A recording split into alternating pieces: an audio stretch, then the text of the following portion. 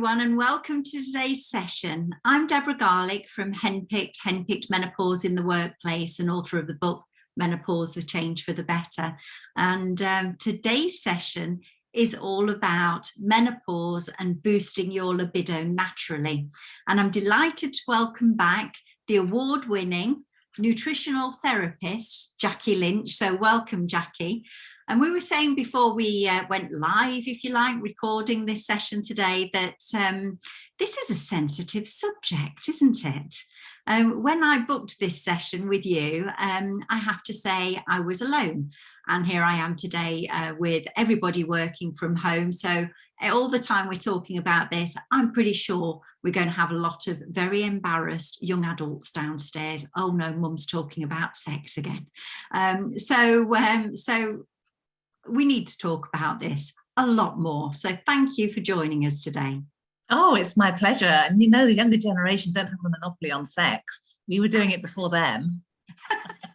I think it's the fact that we're still doing it that can be quite embarrassing for young adults. And that said, the session today is all about libido, because during menopause, some things can change, can't they? Yeah. Absolutely. I mean, it is a sensitive subject because most of us don't particularly enjoy discussing our intimate life. I mean, there's a reason why it's called intimate. And with the change in sex hormones that can come during the perimenopause and menopause, then that can, you know, the loss of the sex hormones essentially, or the reduction in them, can make a big difference. And let's not forget the role of testosterone in there, because I think many women forget that that's a female hormone too. And in fact, that's not so much affected by the menopause. It starts to decline much earlier. We've usually, by sort of around the age of 40, already had quite a severe drop in testosterone. So we need to be thinking about our sex hormones. But then in parallel to that, we also need to recognize that arousal is also, to a great degree, in the mind. And so if we've got issues with our neurotransmitters, things like dopamine and serotonin, which govern things like pleasure, motivation and arousal, if there's an imbalance there, then that can just sort of really sort of switch things off and make you not in the mood at all. So there are quite a few different areas to be thinking about. It is a complex area, isn't it? Because as you were saying there about all the things that are going on in our minds, I'm not really sure how much space I've got in my brain in my busy life for thinking about sex, libido, all of that sort of thing. So some things can really get in our way. So if thinking about it in terms of, so what are the passion killers then? What does get in the way? And what can we do about it? You mentioned what's going on in life. What would be your key, if you like, passion killers? Well, I think the big one's stress. I mean, you know, our heads, a midlife woman is a really busy woman. You know, our head is full of so much stuff. We're juggling so many things, and there are lots of pressures coming at us from all angles, not just our own physiological changes, but perhaps pressure of work, which increases as, you know, you take more responsibility on, teenagers in the household with that clash of the hormones, or the young adults you mentioned, where perhaps, you know, people are struggling with empty nest syndrome or worrying about them at university during COVID. There's the elderly relatives with the sandwich generation. So there's a ton of stuff going on. And I think for me that the issue around stress is twofold. First of all, your head can just be too full. So, you know, it can very much become a sort of not tonight Josephine moment when you just think, I just can't be thinking about stress, like, about sex, quite honestly. But we also need to remember the role that sex has in disrupting, too many S's. We need to think about the role that stress has in disrupting our sex hormones, because people who've listened to me bang on about the menopause before will know that I'm always talking about the role of stress, because the body has a plan B, and the body's plan B, as the ovaries stop producing so much of our stress hormones, is that the adrenal glands take over, so that we produce, you know, we secrete a small amount of estrogen and testosterone post-menopause to keep us in good shape and to keep our libido up. But the problem is that the adrenal glands also produce the stress response. And because technically our stress response is a lifesaver response, it's that fight or flight response, the body will always prioritize that, because the body's job is to save our life. So the more stressed we are, the less likely our adrenal glands are to have any space to produce the small amounts of sex hormones they've got to help us along the way. So for me, stress is a really big deal when it comes to loss of libido. So whatever it does that makes us feel more relaxed, more giving ourselves some free time, appreciating we can't do everything, and giving ourselves some time to reconnect and feel sexy. Yeah, I think that's really important, that notion of self-care and being good to yourself, because women are usually really good to everyone else around them, really worrying about them, sorting them out. But we come last in the list. And I feel really passionately about this, that this is the time of life when we should just stop doing that. Because to be honest, you know what, they're going to be fine if you take time out for a massage, or you decide that you're going to go out for an afternoon walk on your own to clear your head. These aren't toddlers anymore. And yes, they need you in the broader sense, but not perhaps specifically at that moment. So I think, just giving yourself permission to take it easy is really important. And the other thing I'd say, and again, it's one of my old favorites, is to make sure that you keep your blood sugar nice and stable. Because one thing you can do every day is make sure you do that, because essentially every time our blood sugar crashes, the body releases more stress hormones. And there you go, more stress hormones, which will then interfere with the production, the small production of sex hormones that's left to you in this time of life. So really trying to sort of avoid all those sugary foods, refined carbohydrate like white bread and white rice, and thinking about complex carbohydrate, eating more fiber, so brown stuff, brown bread, brown rice, lots of vegetables, and then mixing that with protein, because protein's hard to digest, so it slows down that release of carbohydrate, keeps you going for longer. So you'll stay in that nice narrow blood sugar band, which is great news. Your blood sugar won't crash, so you won't have even more stress hormones on top of the ones you've probably already got, which to my mind is likely to be plenty. And it's something you can do specifically for you, action you can take straight away that could make a difference. And when you say about taking a little bit of time out, actually perhaps even getting yourself out of the environment that you're in, because when you're working from home, maybe you don't have toddlers, but you might have young adults in the next room, and that might be embarrassing. And when did you last sort of, if you can, get away for a nice evening? I'm not saying candlelit, but whatever does it for you, whether that's a bottle of champagne and a nice country house. And obviously this is where I'm going with all of this, and giving yourself that time to de-stress, and also get in the mood, start thinking about it. Absolutely. I think that's really important, because we tend to lose sight of ourselves as sexual beings. We're parents, we're line managers, or we're workers, or we're daughters, or we're sisters, or we're aunties, or godparents, whatever we are. And you sort of forget it yourself as a woman, and as a couple, that can often happen. So I think getting yourself out of that context, as you say, and perhaps going out for a meal or going away for a weekend together, and just sort of focusing on being together. Sex doesn't always have to come into it straight away, but just relaxing and rediscovering each other can make a big difference.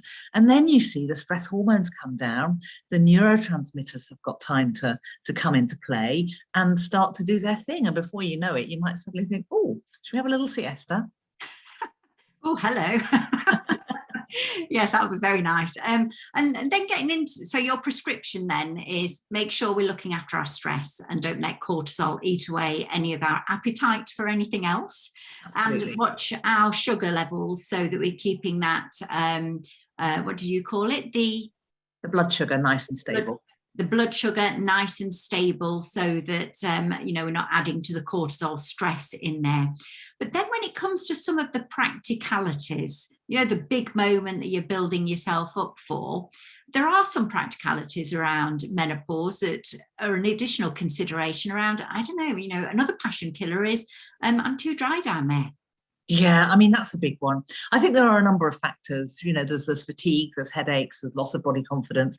And of course, the real sort of physical impact is vaginal dryness. Because, if it's too sore and too dry for penetrative sex, then straight away you can start to feel like a bit of a failure. We shouldn't, because penetration isn't the only way to have sex. It's not the only way to have fun. But I think a lot of people assume that's the be all and end all. And there are things you can do about that.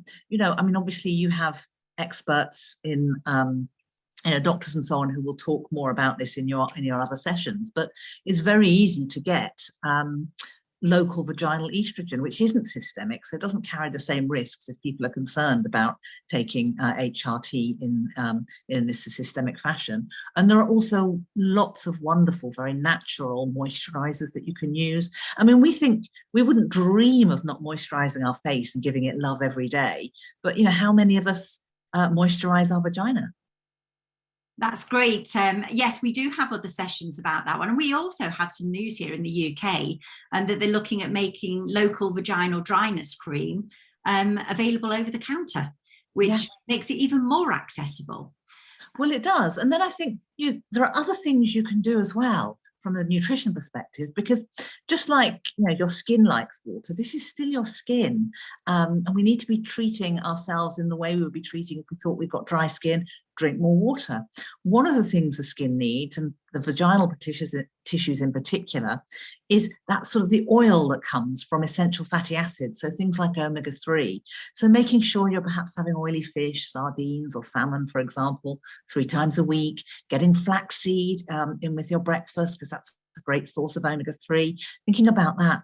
And then vitamin C is another big one, because vitamin C is used by the body to produce collagen. And collagen is the compound in the skin that keeps it sort of flexible. I'm trying to look flexible and young and plump. And of course, our vaginal tissues do start to sort of recede a little bit and aren't so flexible.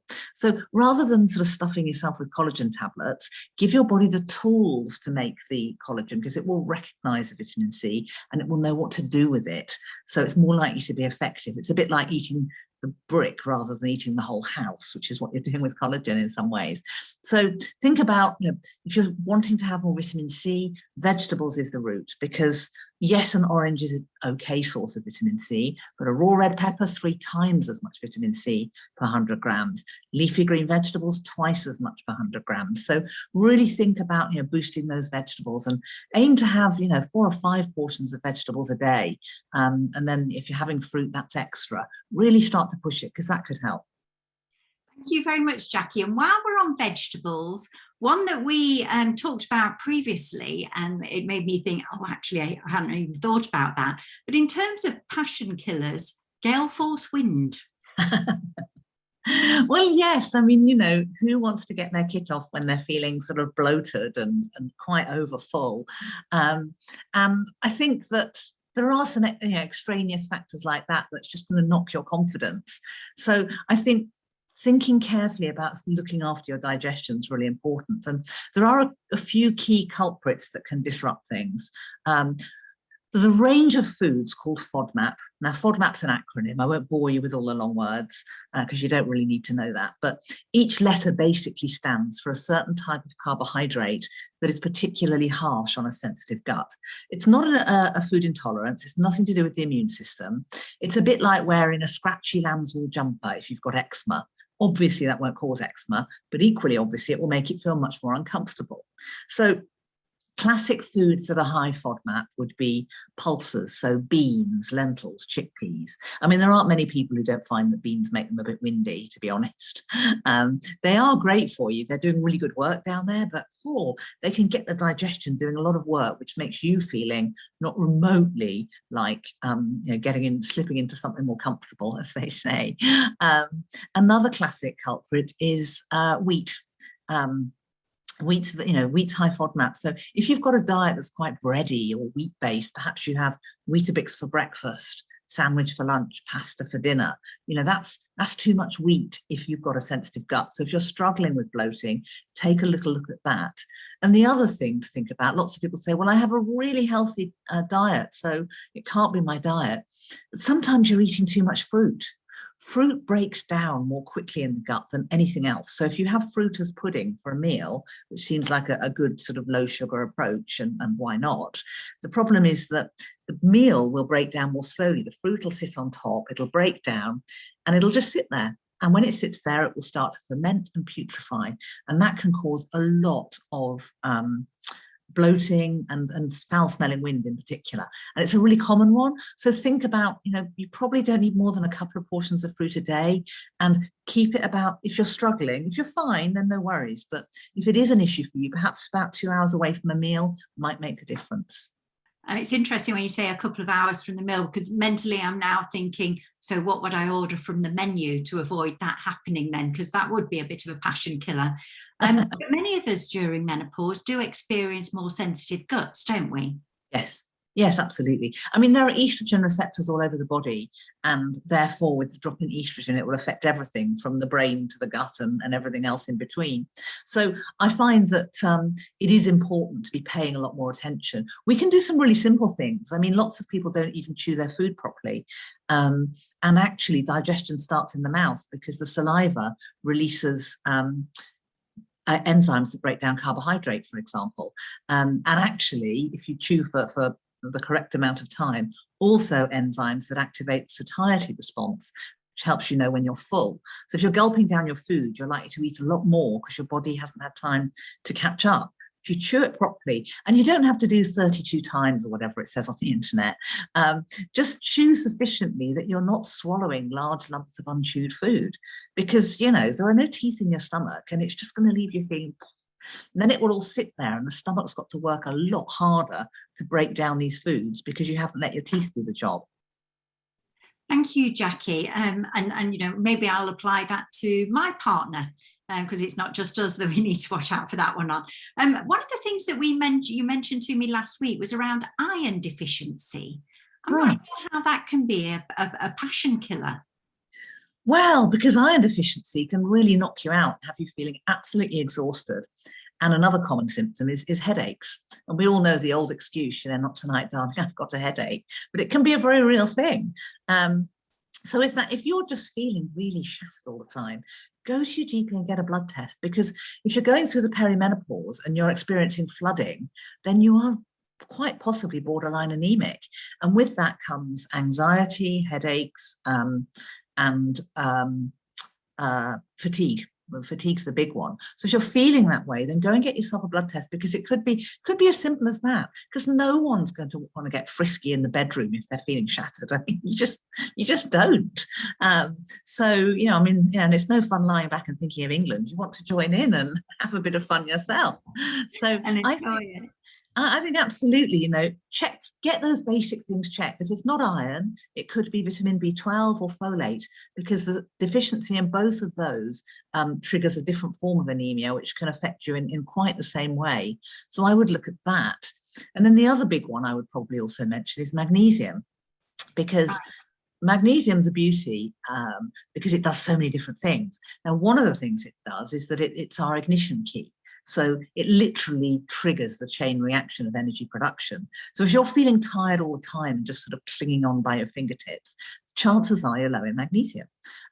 So that can help, but also it's nature's calmer. So if you're just feeling a bit anxious and jittery and far too irritable to have sex, then again, it calms everything down. It calms the nervous system, regulates the body's response to stress, supports those adrenal glands. They might have some time to release a little bit of estrogen and progesterone for you.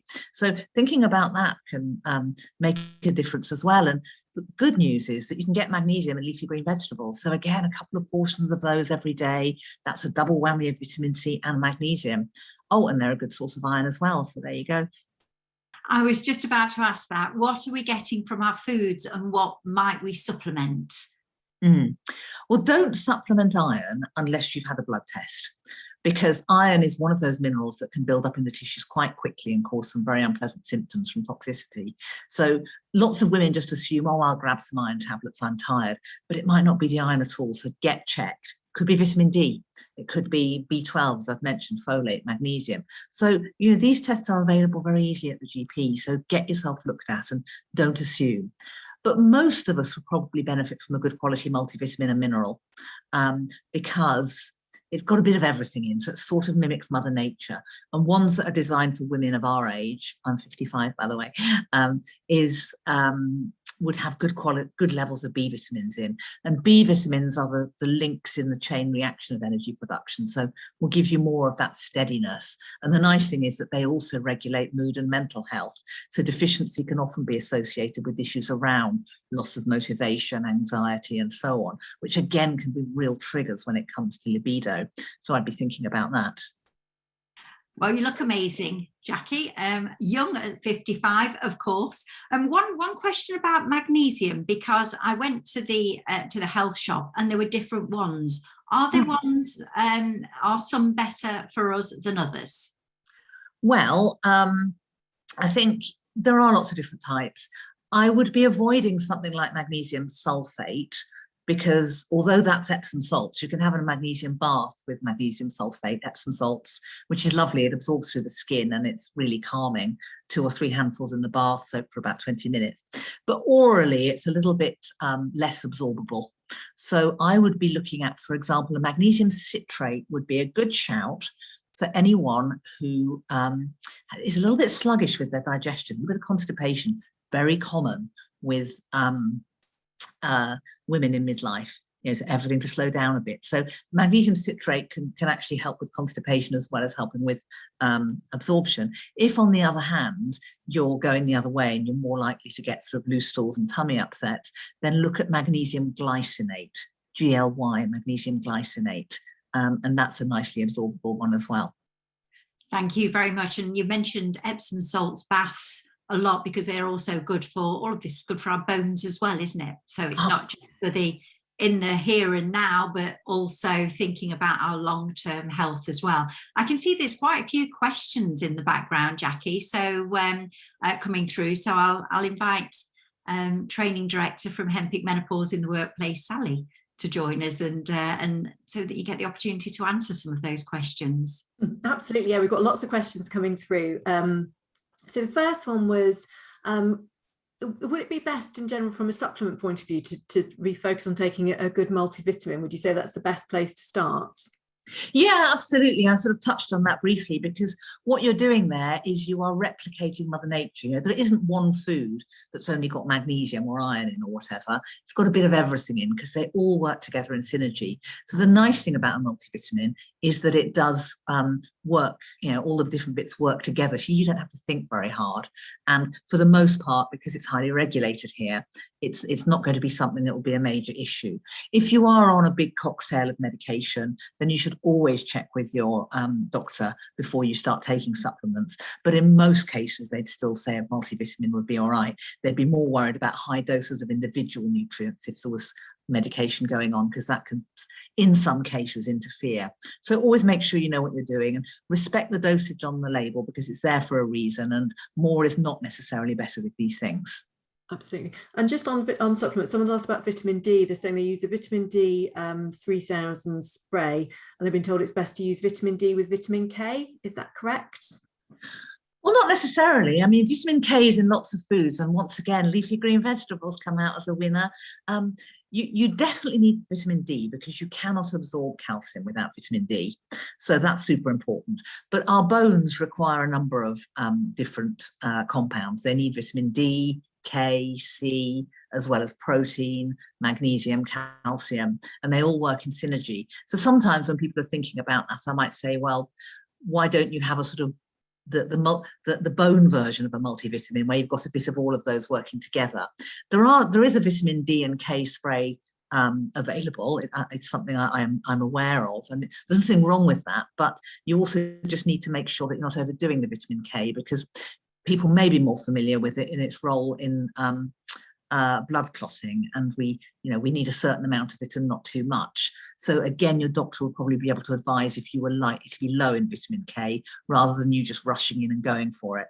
Whereas you can rush in and go for it with vitamin D, because we all need it, even when our levels are optimal. We need it all the time. So I'd say, certainly keep going with your 3000, and perhaps check in with the GP about your personal vitamin K situation.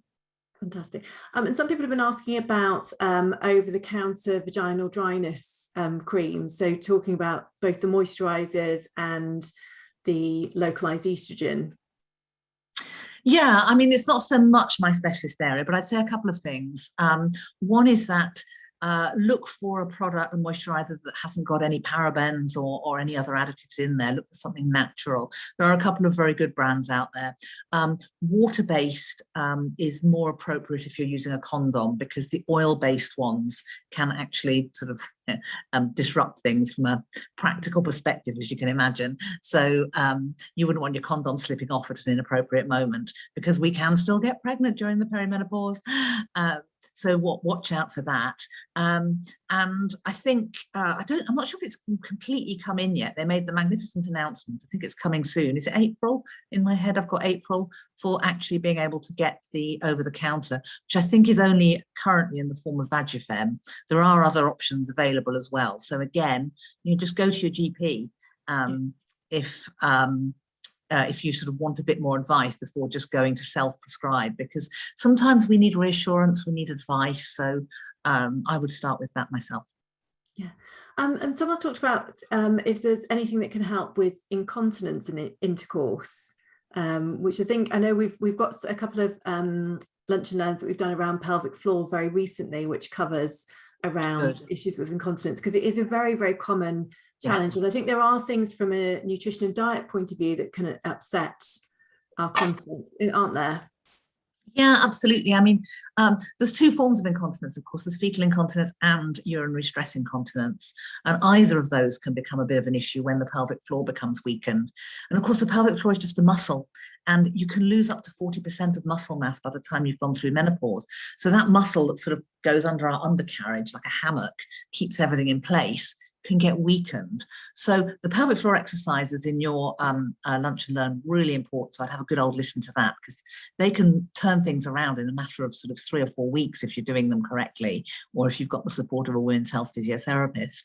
But equally, you need to be thinking about muscle. So, okay, what do we need for muscle? We know we need protein.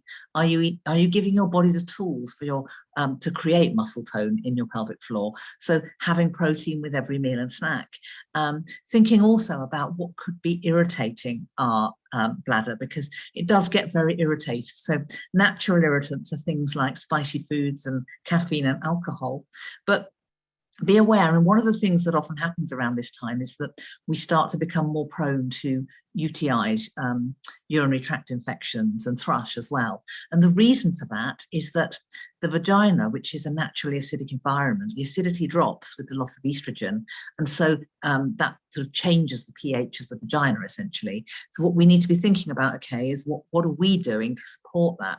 Now, if you're prone to urinary stress incontinence, if you're prone to urinary infections, it's common to stop drinking, self-imposed abstinence.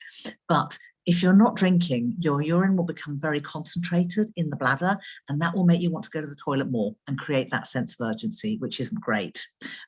You might also want to be thinking about what's going on with the your microbiome. Now, we're aware of the microbiome, which is that beneficial bacteria in the gut, but it's also in the vagina, and it's mainly lactobacillus, which is found in yogurt, by the way. So eating natural yogurt every day, good shout. And that can really help to sort of keep the balance right, because that bacteria there also helps to activate the pH of the vagina. So you may benefit from taking a good quality probiotic, particularly if you've been on antibiotics, because that can be a factor too. Yeah, absolutely. And just, we've got somebody that shared around that they were in a relationship before and sex was very painful, and they're just starting a new relationship and they're quite nervous about it. Kind of any tips? So I've shared a couple of the lunch and learns that we've done with Dr. Claire McCauley, which talks about, which I know you've worked with Dr. Claire as well, because obviously today we're looking from a libido point of view, but pain and understanding why someone's experiencing pain during intercourse, to be able to talk about that and understand that, because it can end up being that vicious circle of the fear of being in pain and then the worry about it, and that anxiety can cause issues. So really recommend, and we'll include those in the resources, the links to the two sessions we've done with Dr. Claire as well, because that will really help just to support people's wider knowledge around this. But I think we've covered pretty much most questions. Somebody's just asked around kefir yogurt in addition to natural. Yeah, absolutely. Yeah. That's a good one. Yeah, fantastic. Excellent. Thank you very much, Jackie. Now, you covered an awful lot of top tips there. So we will have to make sure we make this available to everybody, because I was writing down at one point and missed something. So we will make sure that everybody has a copy of this as well. And you know, we started this session talking about boosting your libido naturally, and you covered lots of passion killers. Would you like to leave us with any final words on how to get in the mood? Yeah, I think so. And you're going to like this, Deborah. A couple of squares of dark chocolate. Yay! Because it can, and I mean proper dark, you know, really good sort of 80% dark is what I'm after here, everybody. It contains compounds that actually activate, stimulate serotonin and arousal. So that could be, you know, a really good shout. And I would also put out a call for fat. Don't go on a very low fat diet. We're tempted to do that because you think, well, fat must make me fat, but it doesn't work like that. The body actually uses dietary fat to create sex hormones. So if we stopped eating that fat, particularly saturated fat, which the body uses to make estrogen and testosterone and so on, then the human race would die out and we'd all have a lot less fun. So just be mindful of that. I'm not suggesting you go out and have, you know, lots of fried chicken and fat in that sense, but, you know, really good quality saturated fat in the form of perhaps grass-fed beef, you know, eggs, coconut oil, things like that. Just giving your body again the tools to create those hormones that could really give you that little sense of, oh, do you know what? Yeah, I'm ready for a bit of fun. Well, that's leaving me with chocolate, Jackie, is always going to be good news. So thank you very much for joining us today. Everyone, thank you to Jackie, and thank you to Sally. And we look forward to seeing you again. Oh, it was a pleasure. Thanks very much for having me. Great to see you. Thank you. Bye.